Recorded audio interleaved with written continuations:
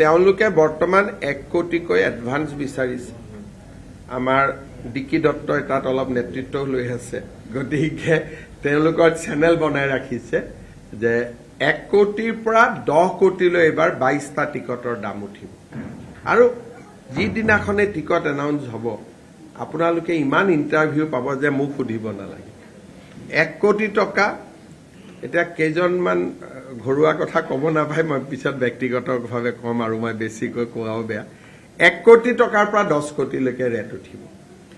22টা সিটত বাকিত নাই আৰু এতিয়া দিল্লীত তেওঁলোকৰ এখন মিটিং আছে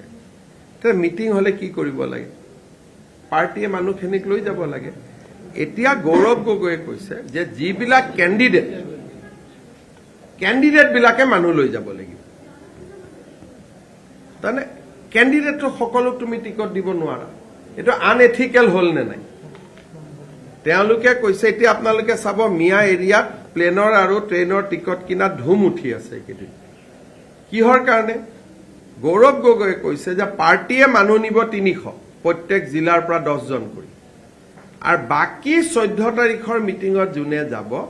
কেণ্ডিডেট বিলাকে লৈ যাব লাগিব কিন্তু কেণ্ডিডেট বিলাককটো তুমিটো কেণ্ডিডেট মানে এটোটো কেণ্ডিডেট নহয় টিকট বিচাৰা কেণ্ডিডেট টিকট ইলেকশনৰ কেণ্ডিডেট এজনহে হ'ব বাকি কেজনে কি কৰিব বাকি কেজনৰটো পইচা এনেই যাব একেদিন সবে আপোনালোকে খবৰ কৰক সবে ধামধুম টিকট কৰি আছে মই খুদিলো কিয় কৰি আছে বলে যিমান বেছি নিম হিমানে টিকটটো কনফাৰ্ম হ'ব এনেকে পাৰ্টি চলে নি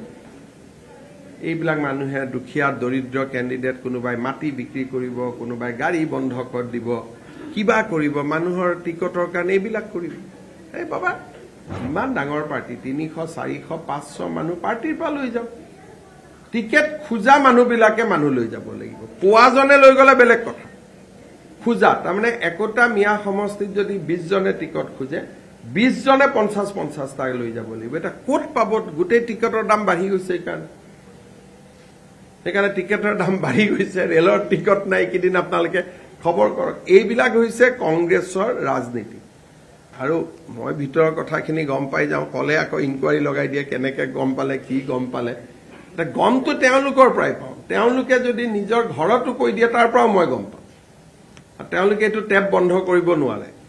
ইজনক ডাউট কৰে সিজনক ডাউট কৰে প্ৰথমে ডাউট কৰা কিজনটো মিটিংত যদি নাথাকে তেতিয়া থাৰ্ড এজনক ডাউট কৰে ফোৰ্থ এজনক ডাউট কৰে সিক্সথ এজনক ডাউট কৰে ডাউট কৰি লাভ নাই ন কাৰণ তেওঁলোকে ঘৰৰ মানুহক কোৱাৰ লগে লগে সেকেন্ড কাবা কোৱাৰ লগে লগে মই চকুত মই গমে পামেই আৰু দিল্লীতো মোৰ মানুহ আছে অসমৰ কেজনে নকলে দিল্লীৰ কেজনে কৈ দিব কিন্তু এই কামটো একেদিন কৰি আছে 14 তাৰিখে কিবা বোলে মিটিং আছে দিল্লীত সব কেণ্ডিডেট বিলাকে টিকট বুক কৰি আছে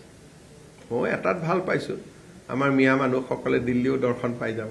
লগত থাকি আহিলেতো আৰু ভাল অসমৰ অলপ কমি যাব অগপটো তেনেকে লোৱাৰ জায়গা নাথাকে বিজেপিটো কোনো নাহে আৰু অগপটোনো লৈ কি কৰিব দুই এজন কবাত যদি আগৰ প্ৰায় অগপৰ লগত ভাল আহিব কিন্তু তেওঁলোকে এবিলাক এনে কৈ থাকে সবে কংগ্ৰেছত যিমান টকা লাগে দি হলেও টিকট লব চেষ্টা কৰিব নেক্সট ইউডিএফ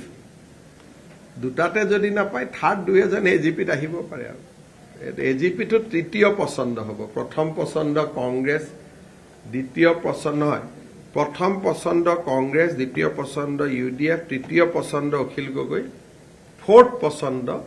এজিপি যেনেকৈ চেয়াৰমান টেৰমান এইবিলাকে অখিল গগৈৰ লগত লাইন আপ কৰি আছে কিছুমানে ইউডিএফৰ লগত কৰি আছে নামবিলাক মই জানো যদিও নকওঁ